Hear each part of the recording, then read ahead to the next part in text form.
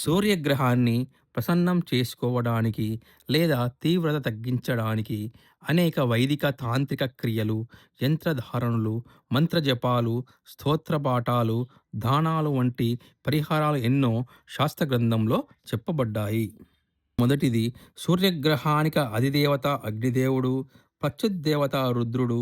వీరిద్దరితో కలిపి రవిగ్రహానికి వైదిక లేదా తాంత్రిక సాంప్రదాయానుసారం జపహోమాదులు జరిపించడం వల్ల వీటి యొక్క నివారణ మనము పొందవచ్చును. సూర్యగ్రహానికి అధిష్టాన దేవత శ్రీమన్నారాయణుడు.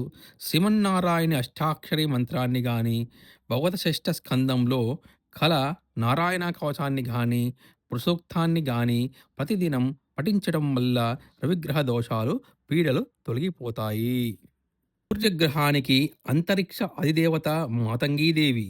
దశమహావిద్యల్లో ఈ దేవి ఒకరు. మాతంగి స్తోత్రాన్ని గాని, హృదయాన్ని గాని, కవచాన్ని గాని ప్రతిరోజు పఠించడం వల్ల రవిగ్రహ దోషాలు, పీడలు నివారించబడతాయి.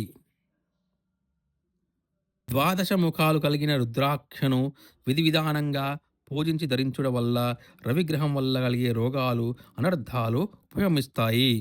గ్రహం దోషకరమైనప్పుడు ఒక రాగి బిల్ల గుండ్రంగా చేయించి పారుతున్న నీటిలోకి పారవేయటం వల్ల నివారణ మనకు జరుగుతుంది.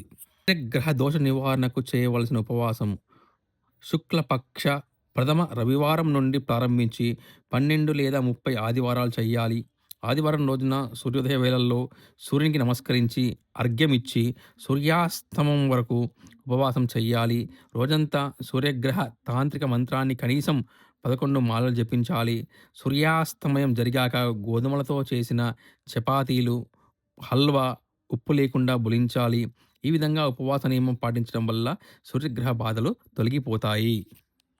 సూర్యగ్రహ దోష నివారణకు చేయవలసిన స్నానం ఆదివారం నాడు ఎర్రమంజిష్ట, ఎర్రచందనం, కుంకుమ పువ్వు, రాగి బిందెడు నీళ్లలో కలిపి సూర్యస్తోత్రం మంత్ర జపంతో గాని అభిమంత్రించి సూర్యోదయం వేళలో గుండ్రంగా ముగ్గు వేసి దర్భలు వేసి దానిలో బాధితుణ్ణి కూర్చోబెట్టి బ్రాహ్మణి అనుజ్ఞ పొంది శిరస్నానము చేయించడం వల్ల రవిగ్రహ సంబంధ దోషాలు, రోగాలు ఉపశమిస్తాయి.